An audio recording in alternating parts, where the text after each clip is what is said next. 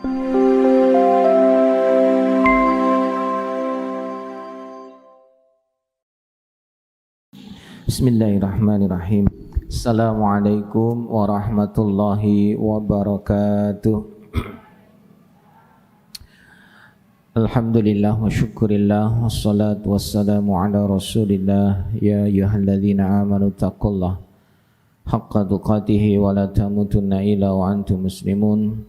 Ya ayyuhalladzina amanu may yartada minkum an dinihi fasawfa yatillahu biqaumin yuhibbuhum wa yuhibbunah adzillatin 'alal mu'minina 'izzatin 'alal kafirin yujahiduna fi sabilillah wa la yakhafuna lawmata laim dzalika fadlullah yuti man yasha wallahu wasi'un 'alim masyaallahu kan wa ma lam yasha lam yakun la haula wa la quwwata illa billahil aliyyil azim.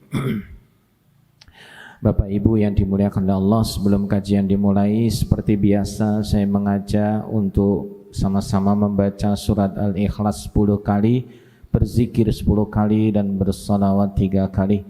Moga-moga Allah memberkahi. Mari kita mulai. A'udzu billahi minasyaitonir rajim. Bismillahirrahmanirrahim.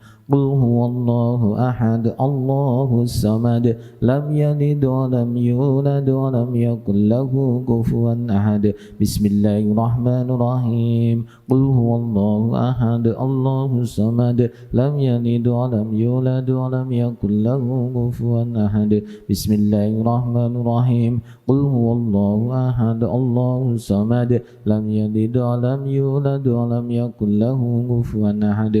Bismillahirrahmanirrahim. Qul huwallahu ahad, Allahus samad, lam yalid wa lam yulad wa lam yakul lahu kufuwan ahad. Bismillahirrahmanirrahim. Qul huwallahu ahad, Allahus samad, lam yalid wa lam yulad wa lam yakul lahu kufuwan ahad. Bismillahirrahmanirrahim. Qul huwallahu ahad, Allahus samad, lam yalid wa lam yulad wa lam yakul lahu kufuwan ahad. Bismillahirrahmanirrahim. Qul huwallahu ahad, Allahus samad, lam yalid wa lam yulad wa lam yakul lahu kufuwan ahad. Bismillahirrahmanirrahim. Qul huwallahu ahad, Allahus samad, lam yalid wa lam yulad wa lam yakul lahu kufuwan ahad. Bismillahirrahmanirrahim. Qul huwallahu ahad, Allahus samad, lam yalid wa lam yulad wa lam yakul lahu kufuwan ahad. Bismillahirrahmanirrahim. Qul huwallahu ahad, Allahus samad, lam yalid wa lam yulad wa lam yakul lahu kufuwan ahad. La ilaha illallah wahdahu la syarika lah, lahul mulku wa lahul hamdu wa huwa ala kulli syai'in qadir. La ilaha illallah wahdahu la syarika lah, lahul mulku wa lahul hamdu wa huwa ala kulli syai'in qadir. La ilaha illallah wahdahu la syarika lah, lahul mulku wa lahul hamdu wa huwa ala kulli syai'in qadir. La ilaha illallah wahdahu la syarika lah, lahul mulku wa lahul الحمد وهو على كل شيء قدير. لا إله إلا الله وحده لا شريك له، له الملك وله الحمد وهو على كل شيء قدير. لا إله إلا الله وحده لا شريك له، له الملك وله الحمد وهو على كل شيء قدير. لا إله إلا الله وحده لا شريك له، له الملك وله الحمد وهو على كل شيء قدير. لا إله إلا الله وحده لا شريك له، له الملك وله الحمد وهو على كل شيء قدير. لا إله إلا الله وحده لا شريك له، له الملك وله الحمد وهو على كل شيء قدير. لا إله إلا الله وحده لا شريك له، له الملك وله الحمد وهو على كل شيء قدير. Allahumma salli ala Sayyidina Muhammad wa ala ali Sayyidina Muhammad kama sallaita ala Sayyidina Ibrahim wa ala ali Sayyidina Ibrahim wa barik ala Sayyidina Muhammad wa ala ali Sayyidina Muhammad kama barakta ala Sayyidina Ibrahim wa ala ali Sayyidina Ibrahim fil alamin innaka Hamidum Majid. Allahumma salli ala Sayyidina Muhammad wa ala ali Sayyidina Muhammad kama sallaita ala Sayyidina Ibrahim wa ala ali Sayyidina Ibrahim wa barik ala Sayyidina Muhammad wa ala ali Sayyidina Muhammad kama barakta ala Sayyidina Ibrahim wa ala ali Sayyidina Ibrahim fil alamin innaka Hamidum Majid. Allahumma salli ala Sayyidina Muhammad wa ala ali Sayyidina Muhammad kama sallaita ala Sayyidina Ibrahim wa ala ali Sayyidina Ibrahim wa barik ala Sayyidina Muhammad wa ala ali Sayyidina Muhammad kama barakta ala Sayyidina Ibrahim wa ala ali Sayyidina Ibrahim fil alamin innaka Hamidum Majid. Al-Fatihah. A'udzu billahi minasyaitonir rajim. Bismillahirrahmanirrahim. Alhamdulillahi rabbil alamin arrahmanir rahim maliki yaumiddin. Iyyaka na'budu wa iyyaka nasta'in. Ihdinas siratal mustaqim. Siratal ladzina an'amta 'alaihim ghairil maghdubi 'alaihim waladdallin. Amin. Muka-muka yang membaca surat Al-Ikhlas dibangunkan istana-istana di surga oleh Allah Ta'ala. Muka-muka yang berzikir kepada Allah dilipat gandakan pahalanya, diberi kebaikan oleh Allah Ta'ala, diampuni dosa-dosanya, ditinggikan derajatnya, dilindungi dan ditolong oleh Allah Ta'ala dari segala gangguan syaitan yang terajam dan kejahatan makhluknya yang lain. Moga-moga yang bersalawat kepada Nabi kelak kita semua mendapatkan syafaat di yaumul qiyamah, dan moga-moga kita dirahmati oleh Allah Ta'ala. Amin. Allahumma amin ya rabbal alamin. Oh enggak. Sampai mana kemarin?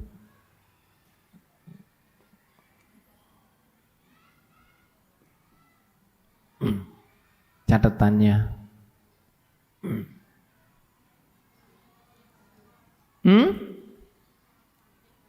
sampai Tuhan sudah, Tuhan sudah.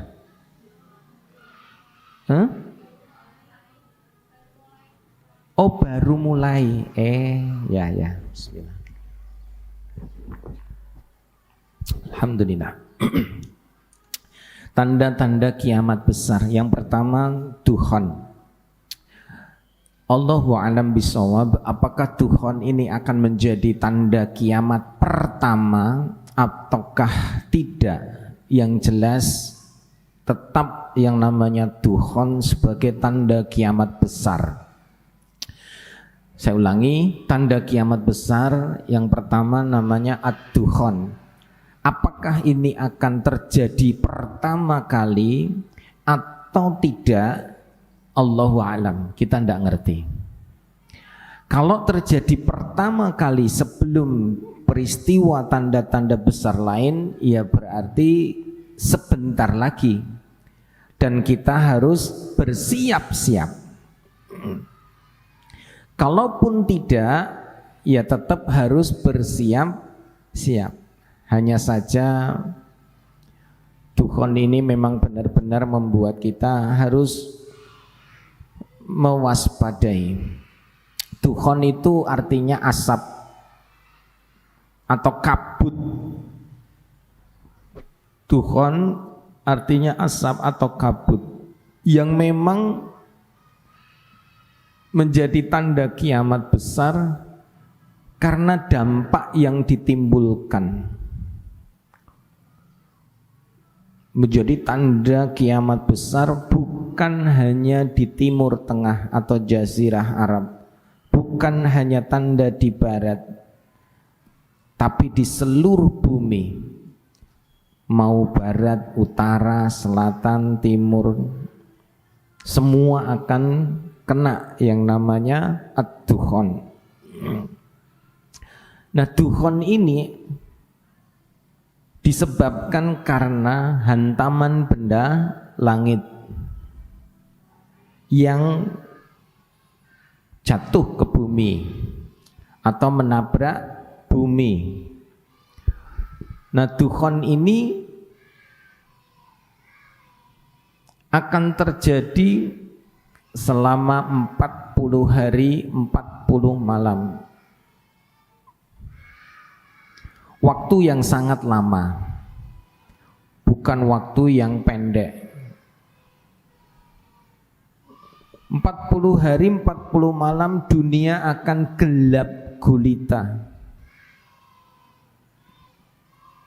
Gelap gulita selama 40 hari 40 malam.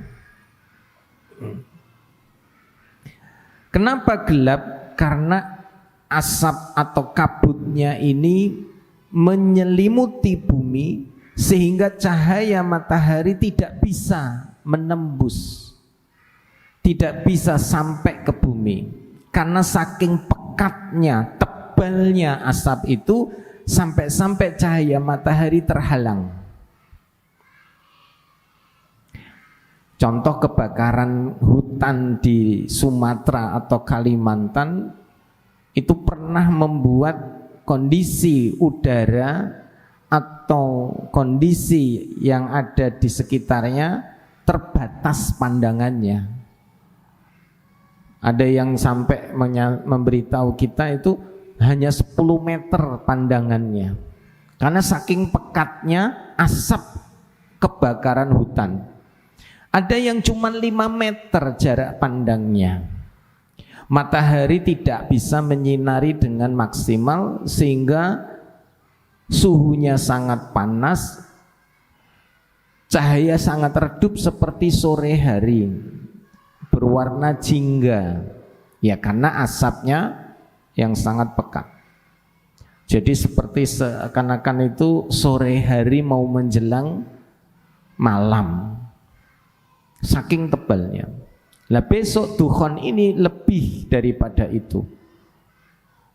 Karena debu-debu yang berterbangan ke langit membumbung tinggi saking pekat dan banyaknya menghalangi matahari memancarkan cahayanya masuk ke bumi sehingga dunia ini gelap. Dan gelapnya tidak main-main, bukan 1-2 hari tapi 40 hari 40 malam. Bahkan disampaikan Nabi, telapak tangan kita ini pun sulit untuk dilihat. Jadi jarak pandangnya sangat-sangat terbatas. Gelap, tidak kelihatan. Sudah gelap, asapnya, kabutnya ini sangat panas dan mematikan.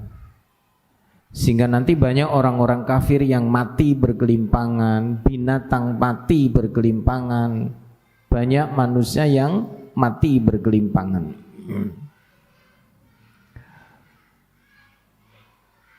Nah, penyebab dukhon ini menurut para ulama, kalau kita merujuk ulama zaman dulu, disebabkan hantaman benda langit.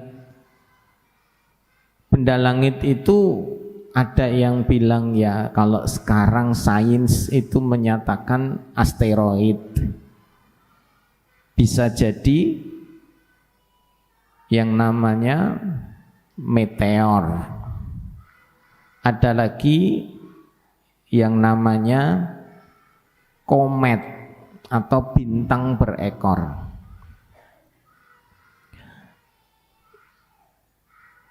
Nek planet ketoke kok terlalu gede.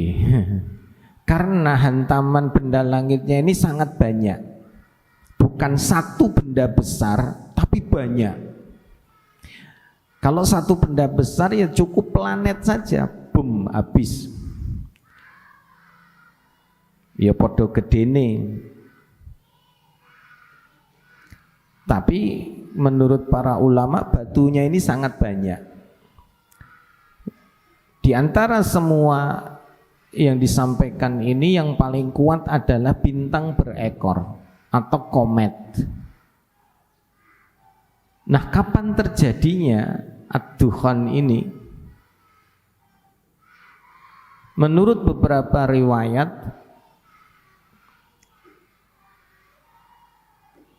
itu terjadi di bulan Ramadan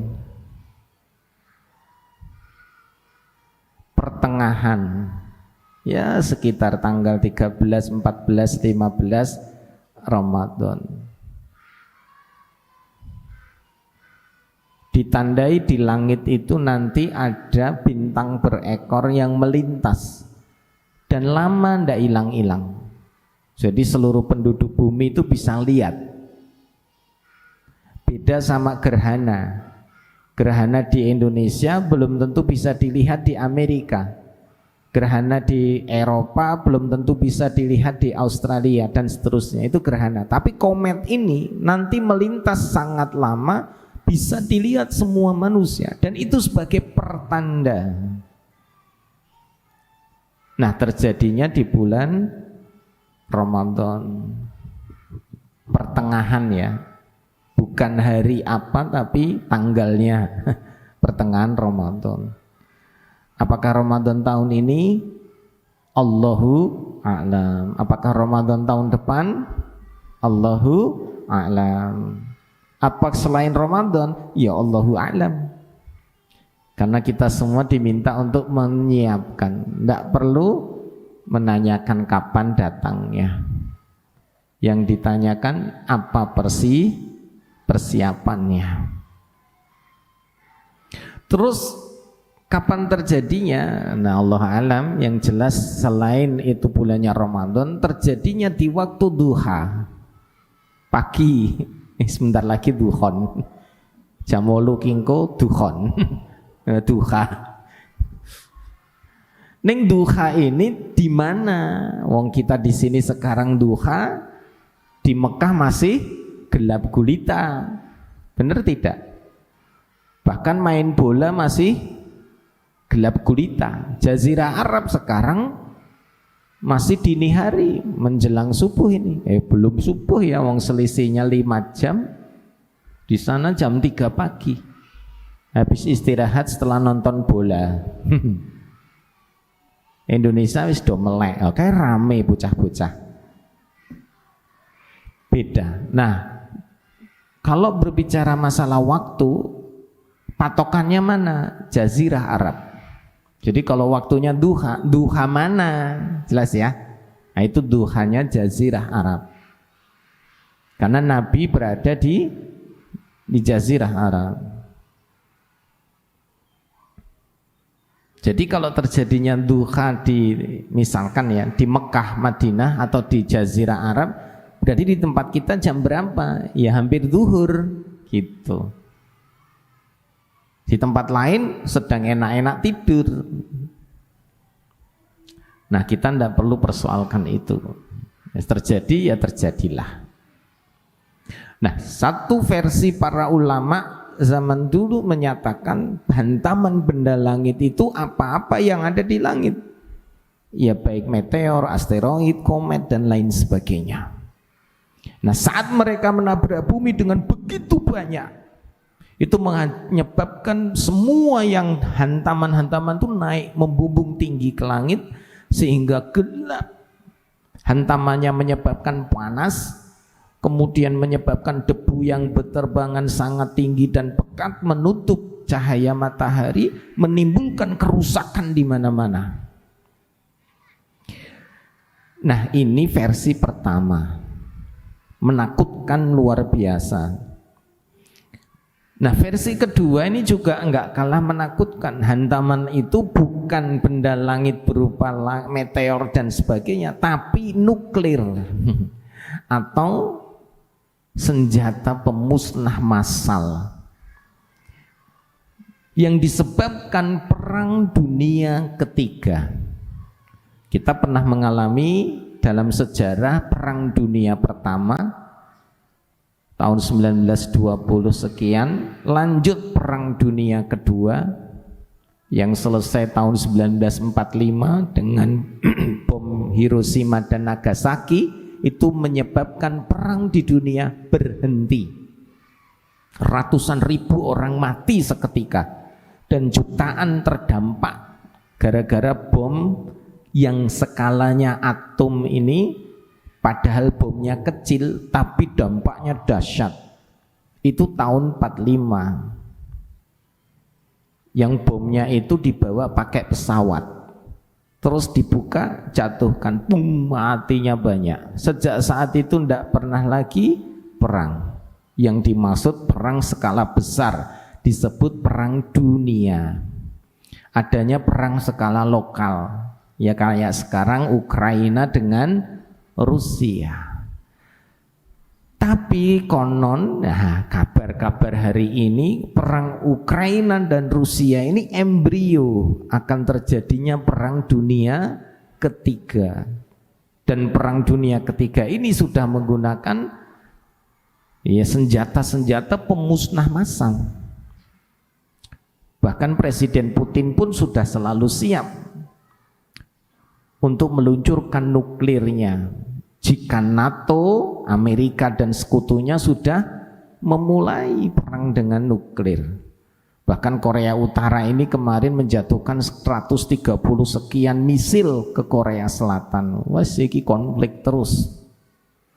Ini terjadi hari ini. Nah, seandainya nuklir-nuklir ini diledakkan, itu beda dengan senjata bom atom zaman dulu. Bomnya dimasukkan pesawat, pesawatnya terbang, tiba ke blung. Ini enggak, karena pesawatnya enggak cukup. Bahkan besar pesawat dengan nuklirnya kalah jauh. Nuklirnya jauh lebih panjang, lebih besar daripada pesawat. Sekarang menggunakan yang namanya teknologi peluru kendali. Tinggal klik kuncinya, naik dia ke langit, jelajah antar benua, ya sudah jatuh. Antar benua loh. Jadi kalau di Korea itu melesatkan nuklirnya sampai Amerika, nyampe. Dari Iran, Pakistan ke Israel, nyampe. Antar benua. Nah, nuklir ini otomatis dinaikkan dulu ke atas, kan terbang dulu tuh. Habis itu jatuh enggak? Ya jatuh, sama-sama dari langit. Kalau tadi asli batu dan lain sebagainya yang memang ada di langit, yang kedua ini bom nuklir. Dampaknya sama. Menyebabkan banyak kematian dan kerusakan.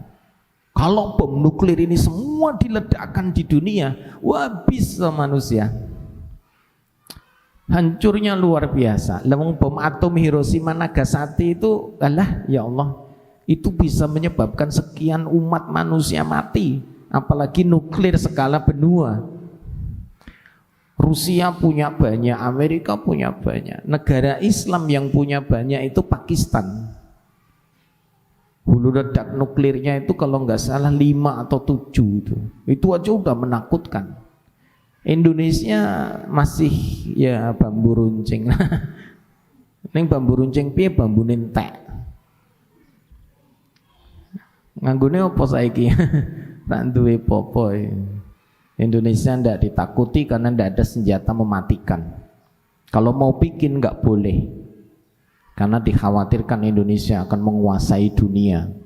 Jumlahnya besar, ya, penduduknya muslim semua, wah, menakutkan. Ojo nganti Indonesia duwe nuklir. Kembali ya, sama-sama yang namanya nuklirkah atau bintang jatuhkah itu bisa menyebabkan kematian yang besar. Nah, dukhon ini akan berefek pertama, akan terjadi banyaknya bencana. Terjadi banyak bencana, musibah di mana-mana. Bencana yang terhebat menyebabkan kegempaan, gempa di mana-mana. Lah hantamannya sangat keras, menyebabkan bumi ini akan berguncang, terjadi banyak gempa. Sehingga nanti kita akan menyaksikan banyak daratan yang tenggelam. Lautan meluap. Kalau benda itu jatuhnya ke laut, terjadi tsunami, habis kota-kota yang ada di pesisir. Kalau jatuhnya di darat, wah habis toh ya, tenggelam ke dalam bumi, atau juga bisa menyebabkan tsunami. Nah, Indonesia terutama Jawa itu memiliki lempeng megatrust yang setiap saat bisa terjadi patahan, dan sudah diramalkan oleh BMKG, para ilmuwan. Indonesia terutama Jawa, Bali ini yang ring of fire ini, jalur gunung-gunung berapi ini punya potensi gempa raksasa yang terjadi setiap 400 tahun. Dan menurut para ilmuwan BMKG ini waktunya sudah dekat. Jadi mereka itu sudah menghitung 400 tahun yang lalu, ini sudah waktunya. Kita disuruh siap-siap. BMKG itu sudah ngomong sekian waktu yang lalu. Ning rak do percaya. Bahkan rak do moco.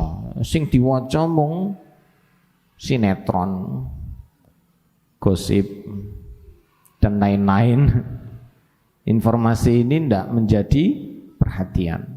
Terjadinya gempa di Cianjur diiringi dengan meletusnya Gunung Semeru. Gunung Semeru itu 4 Desember meletus 2022. Tepat setahun yang lalu 4 Desember 2021 juga meletus. Mengulang. Dan setiap bulan Desember terjadi banyak bencana. Mbuh gempa, mbuh gunung, mbuh banjir, mbuh macam-macam. Tahu sebabnya? Kok mesti Desember ya? Kan gitu ya. Kenapa menjelang akhir tahun? Salah satu penyebabnya karena banyak manusia dengan mulut-mulut mereka menuduh bahwa Allah itu punya anak. Bahwa Allah itu lebih dari satu. Ada Tuhan Bapa, Tuhan Anak, dan sebagainya. Padahal Allah Maha Esa. Ucapan-ucapan itu membuat Allah murka. Dan setiap di penghujung tahun banyak orang ya melakukan ritual yang sama. Manusia mengucapkan kalimat-kalimat yang itu sebetulnya kalimat-kalimat yang membuat gunung-gunung itu bisa hancur. Yang menuduh Allah punya anak, menuduh bahwa Allah diperanakkan. Nah ini enggak pas. Makanya hati-hati nih, setiap bulan Desember menuju akhir tahun ini kudu waspada, kudu siap-siap. Iki meden-medeni loh ya. Memang wis tradisinya dari tahun ke tahun begitu. Ternyata benang merahnya seperti itu.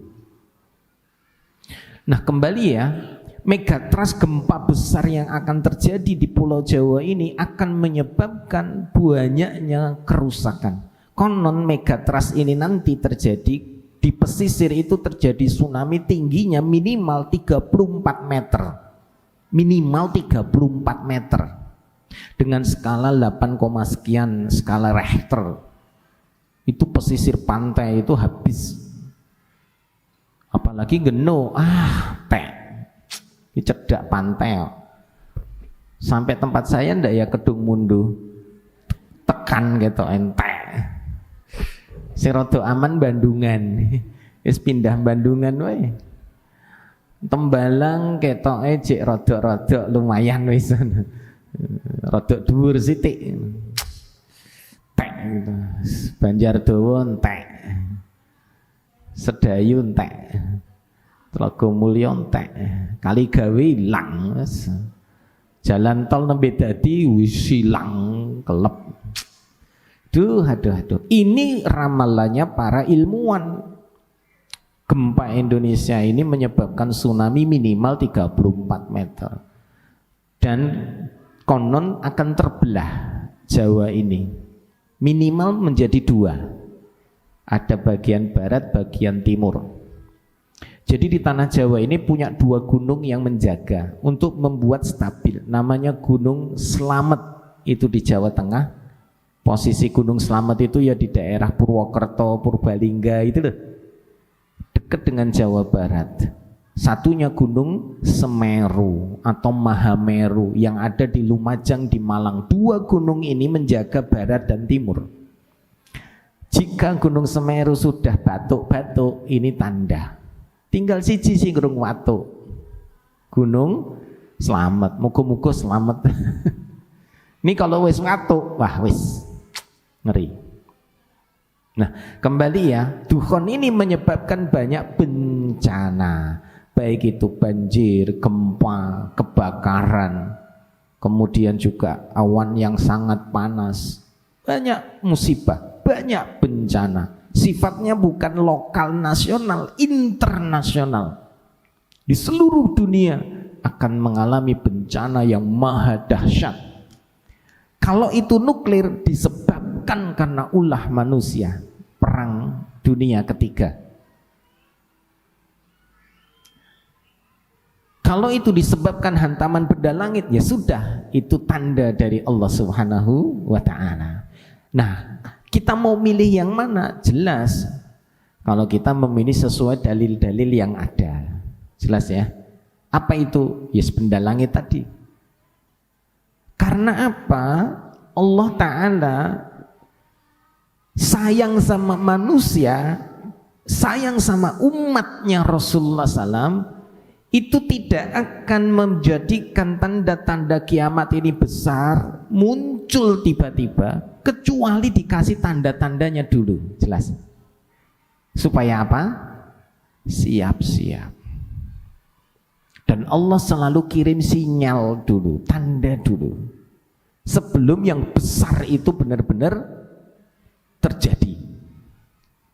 Sebelum kedatangan Al-Mahdi ada tandanya, sebelum Dajjal keluar ada tandanya, sebelum matahari terbit dari barat ada tanda. Semua dikasih sinyalnya, men ora kaget, supaya siap. Nah, kalau dukhon tadi terjadi di bulan Ramadan, akan terlihat bintang berekor melintas cukup lama, sekian hari, itu menjadi tanda. Wis kudu siap-siap ini, gitu. Maka kalau orang yang membaca hadis-hadis tentang akhir zaman itu melihat selalu ke langit. Kalau ada bintang berekor lewat, wah wis pokoknya banyak doa, banyak zikir. Ternyata lewat tok wis ra ono popo, alhamdulillah. Nek ono popo, ya inna lillah, wis piye meneh. Ini ya, peristiwa Tuhan menyebabkan satu bencana alam yang maha dahsyat, belum pernah ada dalam sejarah. Yang ini semua akan terjadi bersamaan, yo gempa, yo banjir, yo kobongan, yo tsunami, semua jadi satu. Fenomena yang kedua, peristiwa ini akan menyebabkan depopulasi. Depopulasi itu apa? Musnahnya kehidupan, banyak kematian, populasi manusia berkurang banyak, habis manusia di muka bumi ini dengan banyaknya bencana.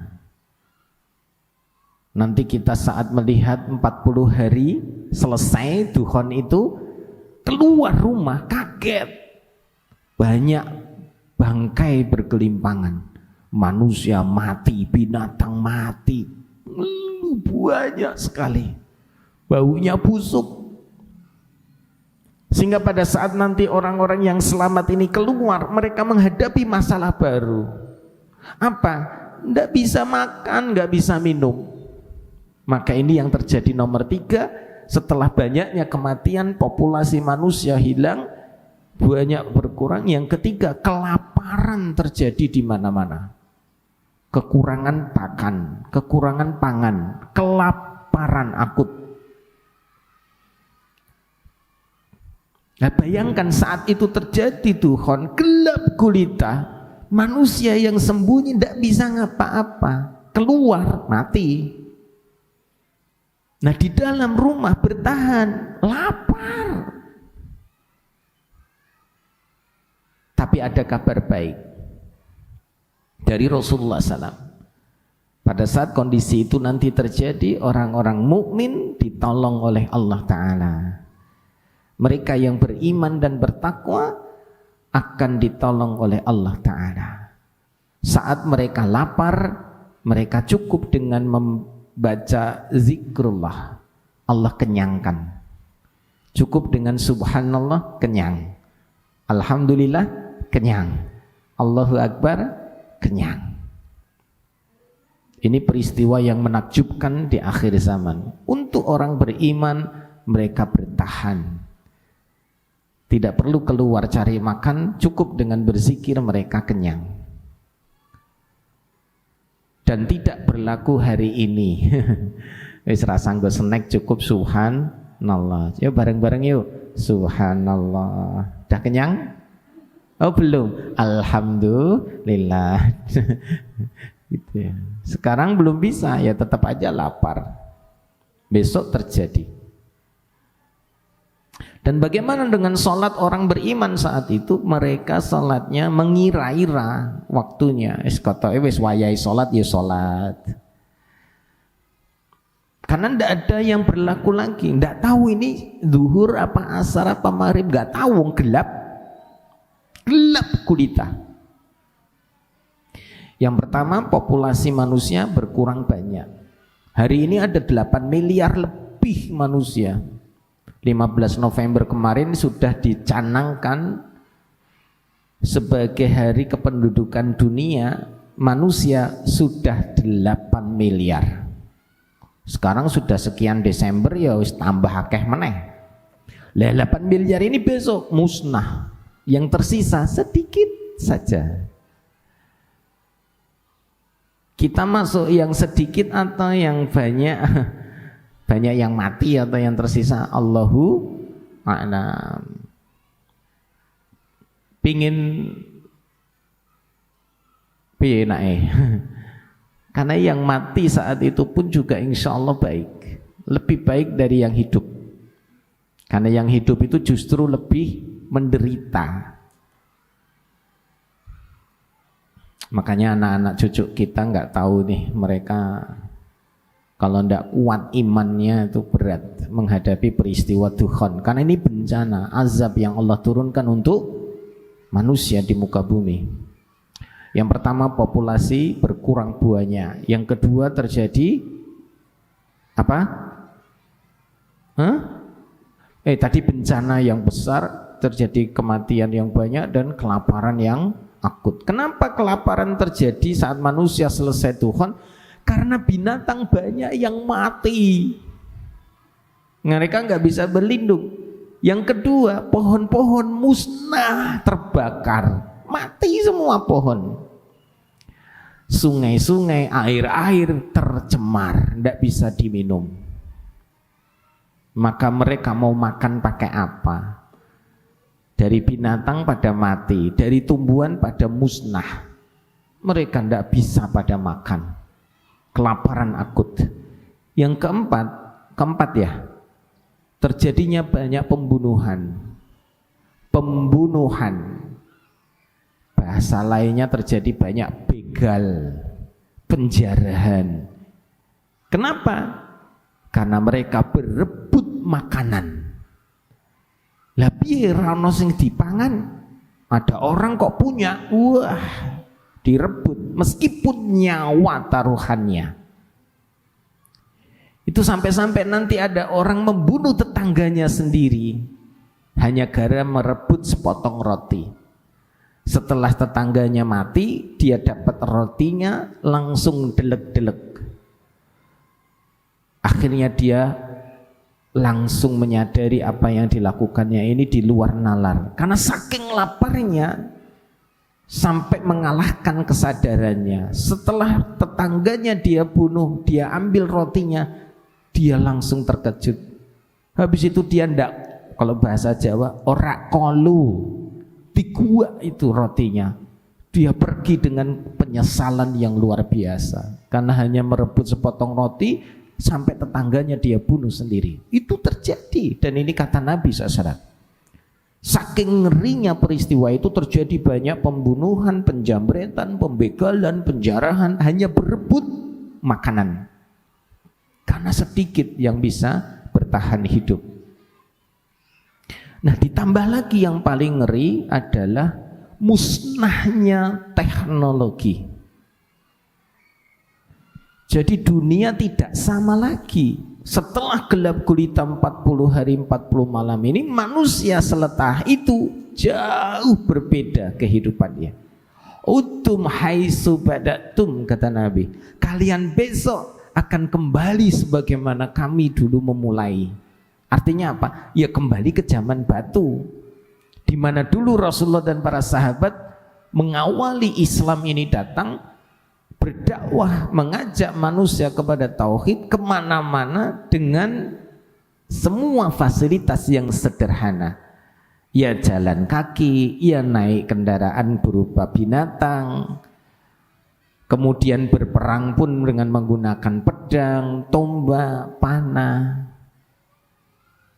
Besok teknologi musnah, nggak ada lagi listrik, otomatis nggak ada lagi internet, nggak ada lagi media sosial, HP pun menjadi barang rongsokan, mobil nggak bisa dipakai. Arep tuku bensin ning ndi wong SPBU listrike mati, ra iso ngisi bensin. Kalaupun mau jalan wong dalane wis rusak kabeh. Terus arep tuku nganggo duit opo? Wong neng ATM yo mati listrike, duwite ra iso dijiko. Terus arep tuku nganggo duit, wong wis ra kanggo, malah duwite nggo apa? Yang terjadi besok adalah barter. Duwe iwak, aku duwe gedang, tuker. Yang satu punya nasi, beras, yang satu punya lauk, barter. Yang berlaku saat itu nanti adalah emas dan perak. Itu yang paling berharga. Uang itu jadi kertas, rak kanggo. Ora ana bank meneh kok. Sehingga besok yang berharga adalah barangnya. Aku duwe wedang, iki larang lho. Saat itu tidak ada yang bisa diminum kok. Kehausan luar biasa. Maka ini menjadi sangat mahal. Dibayar pakai uang. Oh, apa? Uang rak kanggo. Maka musnahnya teknologi menjadikan semua kembali ke zaman batu, zaman kegelapan, ora ono listrik.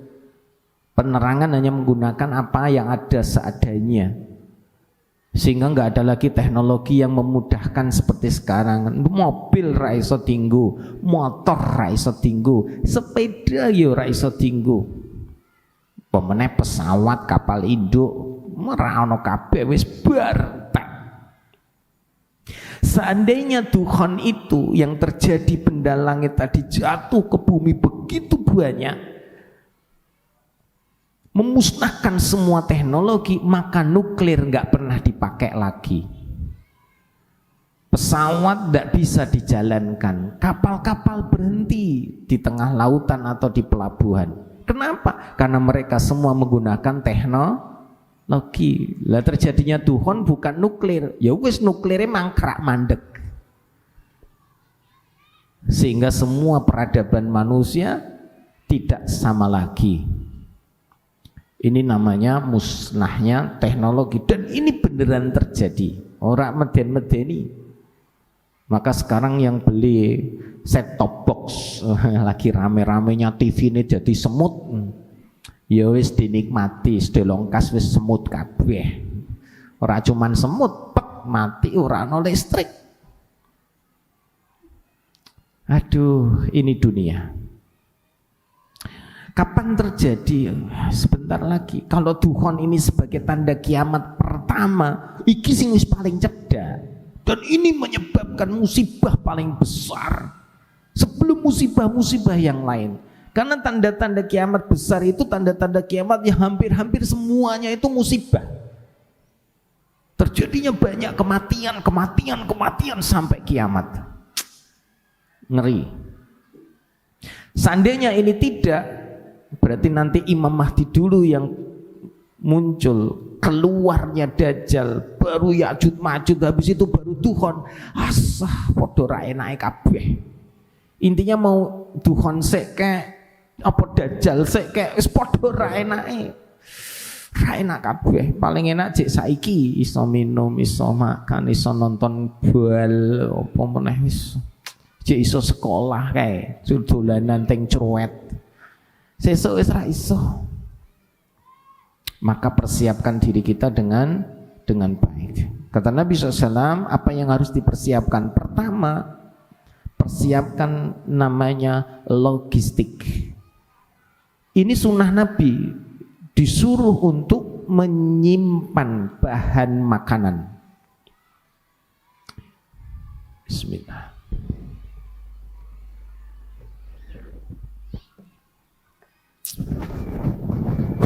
Jadi disunahkan Nabi SAW untuk menyimpan bahan makanan untuk bertahan hidup.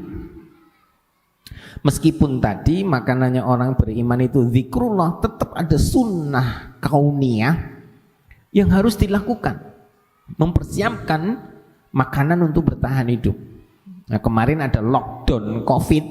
Oh, itu banyak orang mempersiapkan cadangan makanan di rumah. Mall-mall diserbu, barang-barang habis. Kalau di luar negeri fenomena paling mencolok adalah banyaknya tisu yang habis. Mereka memborong banyak tisu.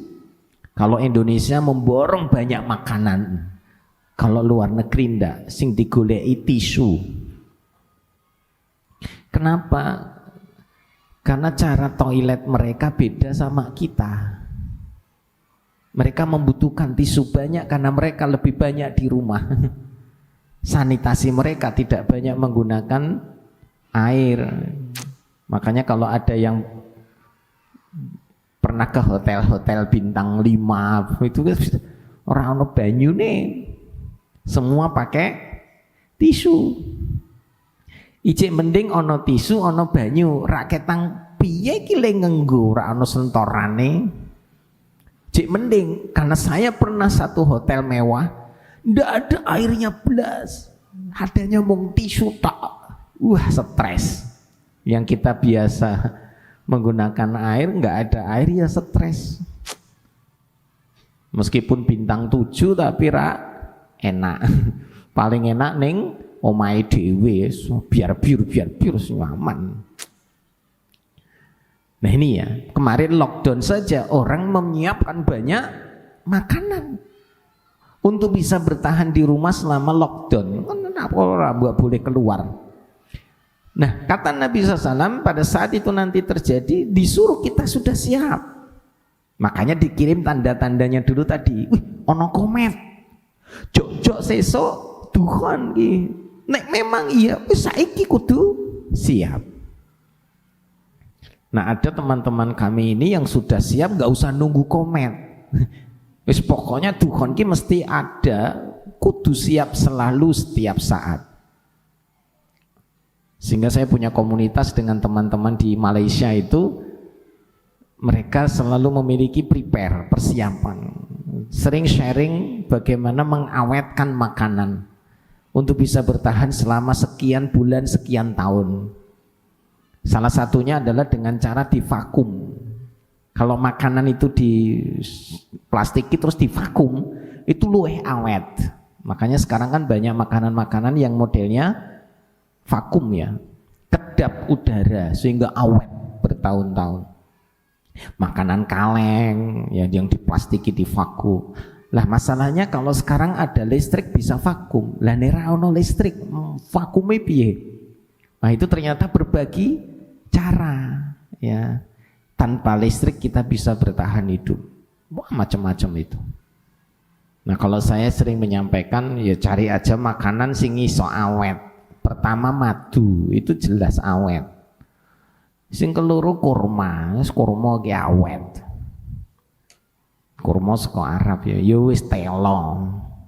Wong Jawa ki nek mangan ora nggo sego ora iso ya wis telo.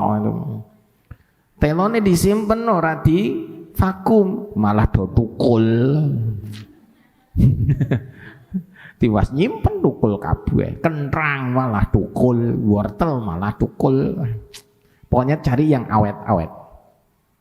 Aduh sing pingin seko iwak-iwak apa ya wis to. Ikan asin itu kan awet. Sing paling murah, rada larang sithik ya kok.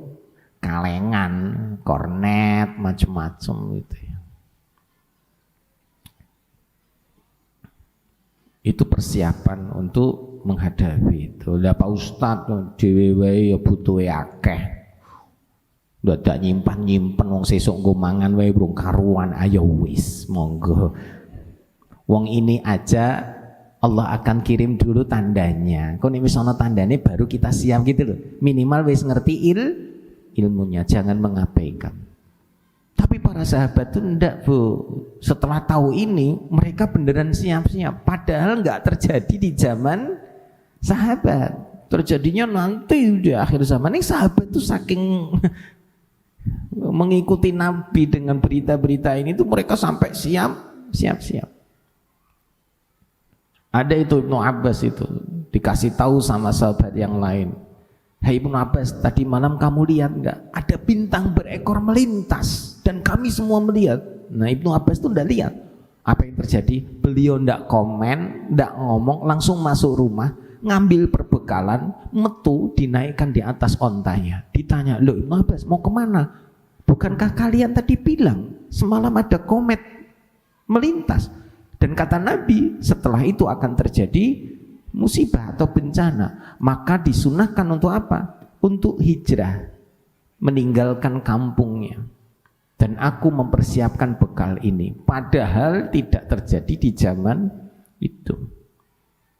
Maka ibu-ibu dan bapak, jadi para sahabat itu saking ya sami'na wa ta'na sama Nabi itu sampai seperti itu. Maka kita harus mempersiapkan diri. Dan saya pernah menyampaikan, kurangi hal-hal yang tidak penting.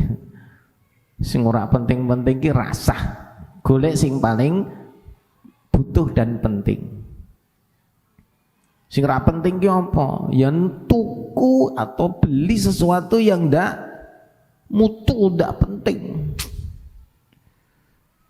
Sekarang lagi demam bola, alah dadak tuku souvenir bola. Dadak tuku kaos bola. Lah kan kaos ya wis duwe akeh. Dadak tuku souvenir bola ya nggo apa lah, nggo gaya tok. Gak usah. Lebih baik untuk hal yang bermanfaat, meningkatkan iman dan takwa kita. Ini terjadinya dukhon. Dan ingat ya Bu, Pak, setelah dukhon selesai, peradaban tidak sama lagi.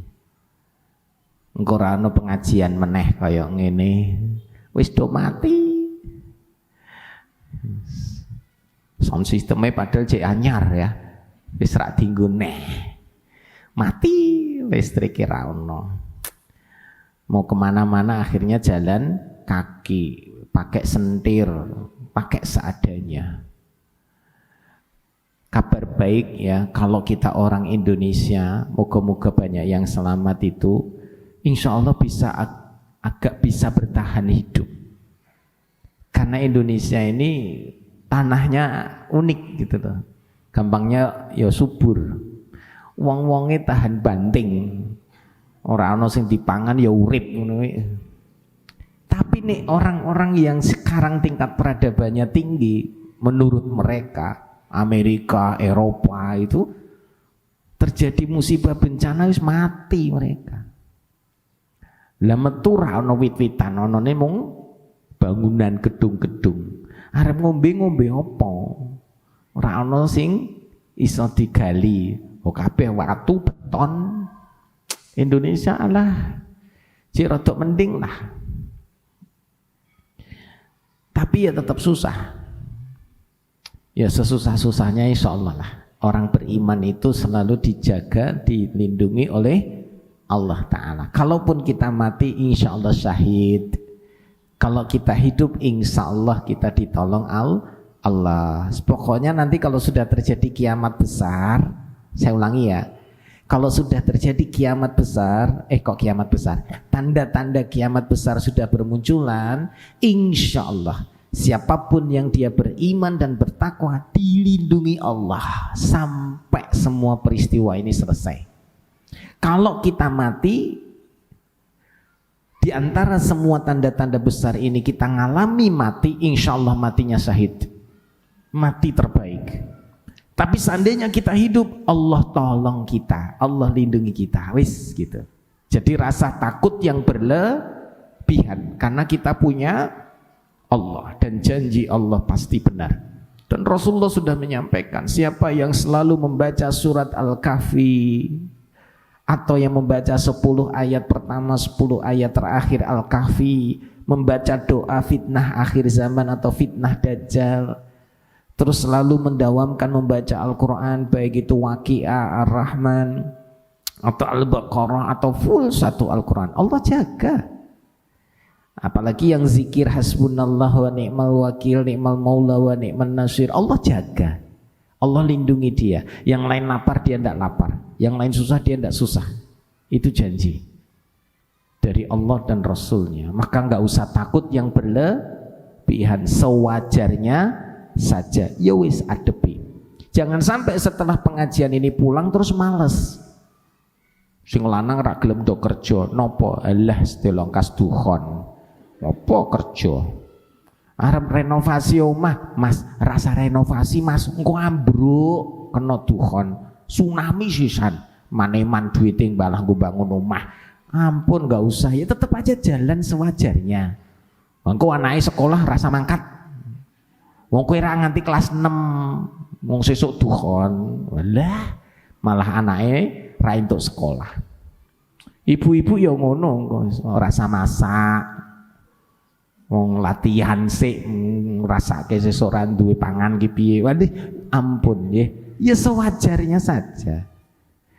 Yang kerja ya tetap kerja, yang sekolah ya tetap sekolah, yang aktivitas tetap aktivitas, normal saja. Karena di situ banyak ladang pahala. Karena yang kita cari ya pahala itu. Dalam suasana apapun dapat nikmat ya syukur, dapat musibah ya sabar. Syukur untuk pahala, sabar untuk pahala. Tinggal syukuri, tinggal sabari, nikmati. Ulangi, syukuri, sabari, nikmati. Wis urip wong iman takwa ki enak. Ra duwe yo sabar, duwe yo syukur, sama-sama nikmati. Ra duwe yo nikmati, duwe yo nikmati. Semua kembali mendapat ridho ilahi. Wis enak. Maka pengetahuan ini untuk mempersiapkan diri kita mengikuti sesuai sunnah Rasulullah Muhammad SAW. Ini baru dukhon ya. Nanti kita akan sambung dengan setelah ini, yaitu kemunculan Imam Mahdi. Nah, tanda-tandanya, wah itu sudah sangat-sangat dekat. Belum lagi satu paket dengan namanya Dajjal, karena Imam Mahdi ini satu paket dengan Dajjal. Kalau Imam Mahdi muncul, Dajjal tinggal muntuk-muntuk metu. Nah, tandanya kemunculan Dajjal dan Imam Mahdi ini sekarang sudah banyak. Segampangannya nih, waktu antara pagi sampai sore, menjelang sore ini wah jelas banget. Sebentar lagi pada kaget ya. Makanya harus benar-benar kita kuatkan iman dan takwa. Karena peristiwa-peristiwa tanda kiamat besar ini benar-benar nyata. Bukan cerita dongeng belaka. Ibu bapak yang dimuliakan Allah, perbanyak amal soleh. Bersegera beramal. Jangan menunda. Kerjakan apa yang bisa kita kerjakan. Isone mung zikir, ya zikir. Isone seneng sholat, ya sholat. Isone sedekah, ya sedekah. Pokoknya kerjakan amal soleh yang mendatangkan banyak pahala dan menggugurkan dosa. Monggo, ada yang mau nanya? 5 menit. Bismillah.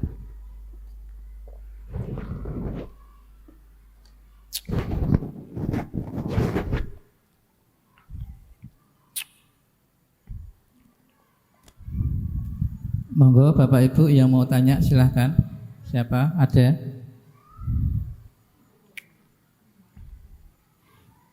Ada? Ada enggak? Enggak ada ya? Sudah?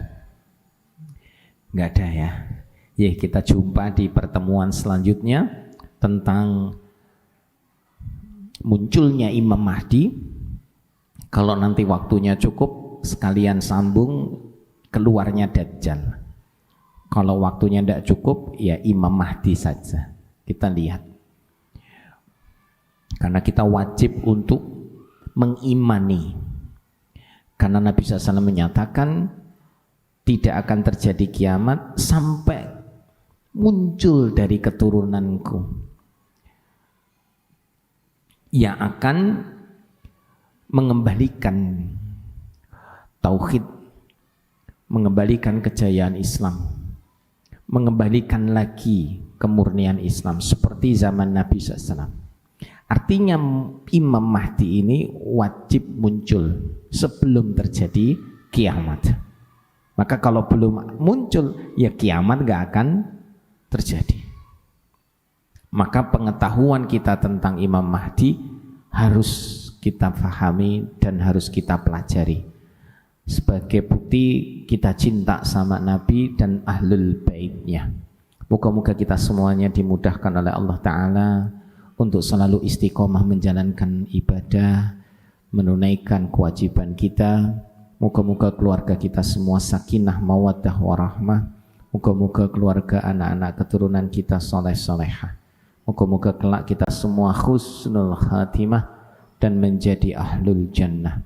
Rabbana zalamna anfusana wa illam taghfir lana wa tarhamna lanakunanna minal khasirin. Rabbana atina fid dunya hasanah wa fil akhirati hasanah wa qina adzabannar wa adkhilna jannata ma'al abrar ya aziz ya ghafar ya rabbal alamin. Walhamdulillahi rabbil alamin. Afu minkum. Assalamualaikum warahmatullahi wabarakatuh. وفق من جاءك يسعى وفق